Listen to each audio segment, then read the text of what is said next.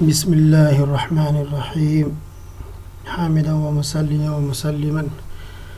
اعوذ باللہ من الشیطان الرجیم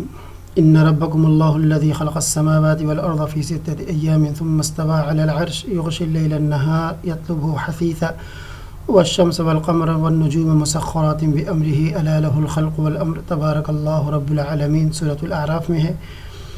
اس کے بعد دوسری جگہ قل انکم لتکفرون بالذی خلق الارض فی یومین وتجعلون له اندادا ذلک رب العالمین وجعل فیها رواسي من فوقها وبارك فیها وقدر فیها اقواتها فی 4 ایام سواء للسائلین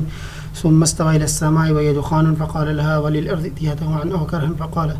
قالتا اتينا طائعين فقضاهن 7 سماوات في يومين واوحى في كل سماء امرها وزين السماء الدنيا بمصابيح وحفظا ذلك تقدير العزيز العليم۔ اب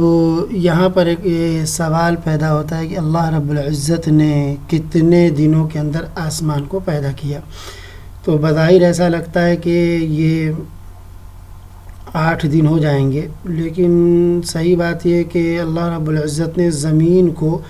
2 دنوں میں پیدا کیا، اور زمین کے اندر جو تمام چیزیں ہیں، پہاڑ اور دوسری چیزیں، ان کو 2 دنوں میں پیدا کیا، تو 4 دن ہو گئے، اور اس کے بعد 2 دنوں کے اندر ساتوں آسمانوں کو پیدا کیا، یہ ہو گئے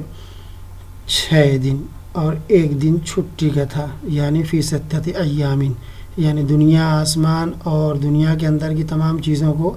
6 دنوں میں پیدا کیا۔ تو گویا کی زمین کی پیدائش میں 2 دن لگے، پھر پہاڑوں کو پیدا کرنا، اقوات کو پیدا کرنا، اس سے پورے 4 دن ہو گئے، یعنی 2 2 4 ہو گئے، پھر ساتوں آسمانوں کو پیدا کیا 2 دن میں، یہ ٹوٹل ملا کر کے 6 دن ہو گئے۔ تو آسمانوں کی پیدائش 2 دنوں کے اندر ہوئی ہے قرآن کریم کی آیات کے مطابق۔ والسلام علیکم۔